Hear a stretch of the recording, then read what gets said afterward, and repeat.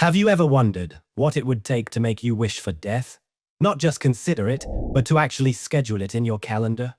Welcome all to our channel. Today we'll all be horror hookers as we'll recap and go through the peak apocalyptic horror, Sweet Home. We'll be recapping, dissecting, and probably losing some sleep over this masterpiece. So grab your emotional support plushie, because things are about to get real dark, real fast. Chapter 1. The day Death got a calendar invite.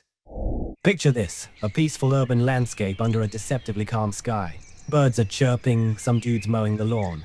Everything looks normal. But then we meet our protagonist, Hyun-Su. Hair over his eyes, shoulders hunched like he's carrying the entire K-pop industry on his back. This man screams depression. And then boom! A metal shard explodes from a lawnmower, nearly turning his face into a kebab. That thing goes flying past him and sticks in a tree like some Final Destination type moment. Now, any normal person would scream, jump, possibly need new underwear. But our boy Hyun-Su barely even flinches. Mans just whispers, "What the hell?" A panicked security guard rushes over, apologizing for the near-fatal accident, but Hyun-Su remains eerily calm.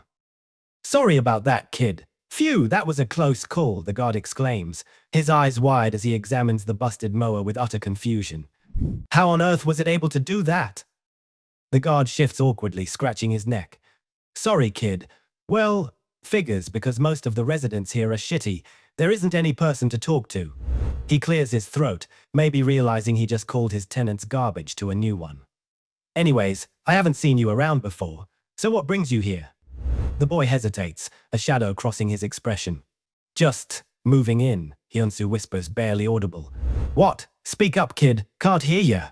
"Just moving in," the boy repeats, a bit louder, still monotone. "Oh, I heard someone's moving into room 1410. So it's you, huh? Just by yourself?" Hyun-Su's reply is devastating in its simplicity. "It's just me."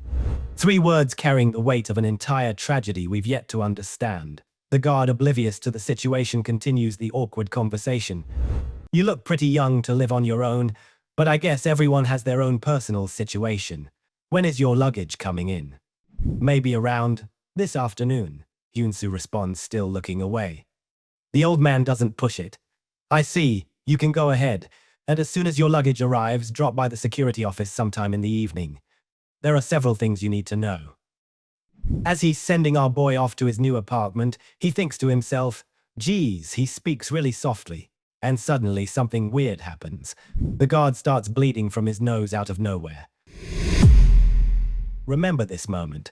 This ain't just some random nosebleed. It's the first sign that shit's about to hit the fan in ways you can't even imagine. Inside his barren new apartment, Hyun-Su stands by the window, staring out at the distant hills. "A small village," he murmurs, then immediately closes the curtains like he's allergic to sunlight. Then just collapses on the floor. Fuck. One word that carries the weight of an entire tragedy. Now we get the flashback that explains everything.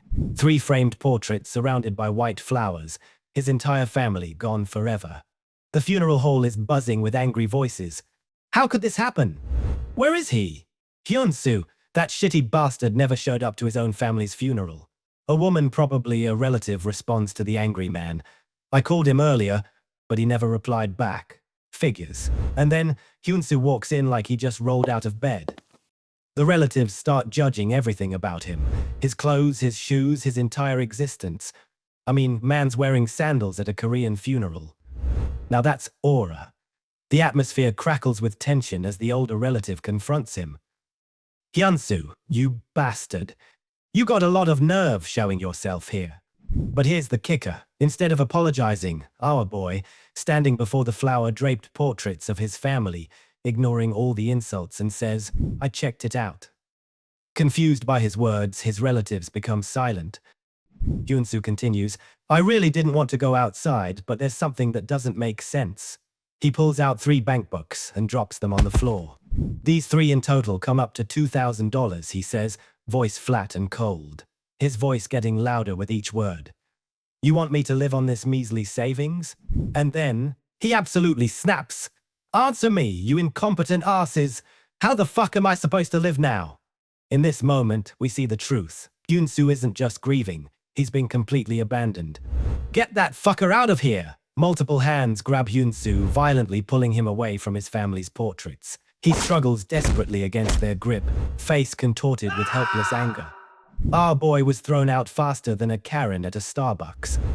Now we see Hyun-Su trying to calculate how long he can survive on this pathetic amount. Fuck, let's see, $2,000. If I spend $3 a day, I have to pay $90 a month. A year should be $1,080, but rent, utilities, food. The math ain't mathing, folks. It's impossible. God damn it! This won't work, he shouts as he throws the bank books on the floor. Then comes his desperate plan. I can sell the house. Yes! That's it!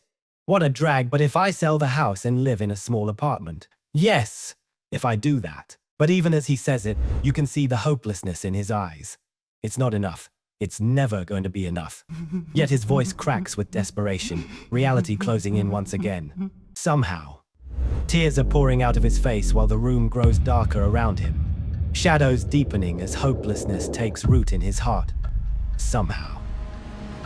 Back in the present, sitting alone in his empty new apartment, his eyes are vacant, emotion drained completely from his face. I should kill myself. We watch as he pulls out his phone. His fingers pause over the calendar app, shaking just slightly. His nails are ragged, bitten down to uneven edges. Each finger seems to carry the quiet weight of stress, the nervous energy carved visibly into their roughened surfaces. He hesitates only briefly on the date, but then types S. He continues quietly, steadily, emotionlessly. Suicide. Then the final words. Suicide attempt. His thumb hovers briefly over the confirmation button. A moment's pause, a heartbeat suspended in uncertainty. And then he presses enter. The confirmation echoes silently, the quiet intensity of his nerves now captured forever on a calendar entry. This right here is why Sweet Home hits different.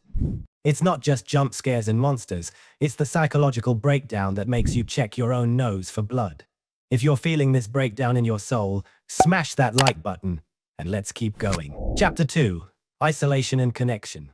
What if the thing we fear most isn't monsters or death, but the crushing weight of isolation? Our boy Hyun-Su about to face the most mundane yet relatable horror, a day without internet in a new apartment. But trust me, by the end, he'll be wishing that was his biggest problem. As the sunset paints the sky in warm hues of orange and gold, the quiet apartment complex stands beneath the fading daylight.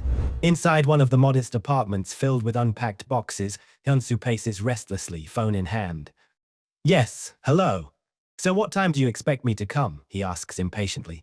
The voice on the other end responds inaudibly, but his expression falls. What? No way that late. Frustrated, he drops his phone on the floor with a dull thud. Hyun-Su stares at it, his voice tinged with irritation. Damn it, what am I going to do without internet for a whole day? Driven by boredom and anxiety, Hyun-Su scrambles around the apartment, setting up his computer hastily, plugging cables in with clicks and snaps. The computer hums to life, only to deliver a disappointing message. You are not connected to the internet.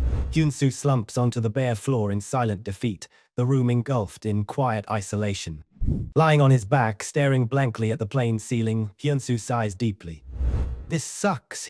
Eyes tracing the small, creeping figure of a spider across the ceiling. Suddenly, in bold red words, flash through his mind. What are you going to do about it? His eyes snap open, unsettled. Slowly, he rises, his curiosity piqued by an odd sound coming from the entrance. What was that? He whispers nervously, cautiously approaching the intercom. The blurry figure of the security guard appears on the screen. Hyun-Su opens the door slightly, suspiciously greeting. Yes, may I help you? Just reminding you to stop by the security office, the guard explains, an awkward smile forming. Hyun-Su narrows his eyes, noticing something off. What's the problem? He asks tentatively, noticing the guard's nose bleeding slightly. Oh, it's nothing much, the guard assures. The apartment building's undergoing some shoddy repairs. If you want to sign a petition. Hyun-Su quickly cuts him off, not interested. Oh, okay, the guard falters. Hyun-Su bitterly responds. I had a long day, so can you leave me alone? Sure, sorry about that. The guard responds while handing him an orange juice. Here. Our boy, suspiciously looking at the orange liquid. What's that? The guard, attempting friendliness. Call it a welcome gift for a new resident. It's okay if you don't want it. Hyun-Su takes the drink cautiously, muttering under his breath as he shuts the door. Weird. Another noise outside catches his attention. Stepping into the hallway, he notices a young woman arguing with her mother over the phone. "Oh, Mom, I said I'll come over if the audition doesn't work out, so stop complaining. This will be the last time. I promise. Leave me alone until then, Mom," she says, irritated. "Sponsor? Where in hell did you hear something like that? No, I'm not doing anything like that. Goodbye," she continues incredulously. As she hangs up, the girl suddenly turns, her frustrated gaze meeting Hyun-Su's. Their eyes lock in, her expression remains irritated. Neither says a word. The silence between them feels awkward. The girl continues walking, quickly looking away. "Shit, I'm starving here. Not trying to eat out, but at this rate, I'll starve to death." Her bad streak continues. "What the hell? A nosebleed. This damn diet," she mutters to herself, wiping away a trickle of blood from her nose. Hyun-Su can't help but observe her quietly, his thoughts lingering on her situation. Must be a new entertainer, he thinks, analyzing her carefully. By the looks of it, not an aspiring one. As she disappears down the hallway, Hyun-Su stands motionless, captivated momentarily by her beauty, as a slight blush forms on his cheeks. The apartment door closes softly behind him. Back in apartment 1410, Hyun-Su lies on his floor, eyes distant and unfocused. A haunting thought pierces through his solitude, illuminated sharply against his memories. An image of an extended hand appears. Hadn't I inadvertently given my hand away? Now he sees a flash of a different, happy version of him. Would my life be a bit different? A single tear slides silently from the corner of his eye, glistening briefly before disappearing into the shadows. Night has fallen on the apartment complex. Windows aglow with quiet life, each frame a separate universe indifferent to Hyun-Su's solitude. Lying motionless, Hyun-Su murmurs softly to himself, "I remembered something unpleasant."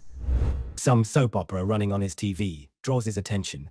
Muffled voices, "Dear, what are you doing here?" "Mommy, let's play together," he murmurs, boring. Suddenly, Hyun-Su perks up, straining to listen, the rhythmic clack of heels capturing his full attention. The lady from next door. The thirsty Hyun-Su pauses the movie running on the TV, thinking, has she returned? The thin walls betray more than he anticipated. He sighs, irritated by the intrusion, yet captivated by her presence. Talk about good construction quality. Mans can hear her talking through the wall. "Ah, fuck, I gained 1 more kilogram. That's just great. How long do I have to starve for this?" Quietly lamenting, he whispers, "The soundproof is trash. Damn. Imagine living in an apartment where you can hear every single noise your neighbors make. They'll think I'm a legend." Curiosity wins over hesitation. Hyun-Su carefully presses his ear to the wall, heart pounding loudly in his ears. Suddenly startled by a soft meow. Yes, yes, my sweet kitty, your poor owner is starving. You get to eat anything you want. Lucky, you cats get it easy." Our little Sherlock Holmes deduces, looks like she's taking care of a cat. Then he hears the magical words, "Better wash myself." Intrusive thoughts occupy his mind again, blushing as he jumps back, startled from his perverted imaginations. What the hell am I doing? As he goes back to unpause his movie, a woman's voice from the TV cries out dramatically, "I hate you. If you really do love me, then die for my sake." Hyun-Su's eyes widen as he still thinks about his hot neighbor. His cheeks flush crimson as his imagination shifts to the steamy silhouette of the woman showering. Caught off guard by the suggestive scene, he flusteredly recoils. Gross, gross. Well, damn. Our boy has a special kind of aura. Virgin aura. Yet, despite the embarrassment, Hyun-Su finds himself reflecting warmly, cheeks still reddened. My next-door neighbor is an aspiring entertainer. With a gentle, contemplative smile forming, Hyun-Su muses softly, almost bashfully to himself. Well, this place is not as bad as I thought. A sudden bass rhythm reverberates strongly through the walls. Startled by the abrupt noise vibrating through his walls, Hyun-Su jolts to attention. What? He murmurs incredulously. Is that a bass guitar? The energetic silhouette of a young woman passionately rocks out next door, her singing clear through the thin walls. I'm hungry. Give me some rice. Want to eat a steak frog. Such a big poo. Rock and roll. Sitting on his bare floor, Hyun-Su's initial intrigue and shy interest quickly transform into irritation. The lively bass thumps incessantly, each note hitting him with physical force. His expression darkens, brows knitted tightly together, teeth clenched in growing annoyance. Through gritted teeth, Hyun-Su mutters bitterly, I take it back. This place stinks. But Hyun-Su doesn't realize it yet. The noise from his neighbor will soon be the least of his worries. Because in this apartment building, everyone's darkest desires are about to take physical form. And what's coming next will change Hyun-Su's life forever.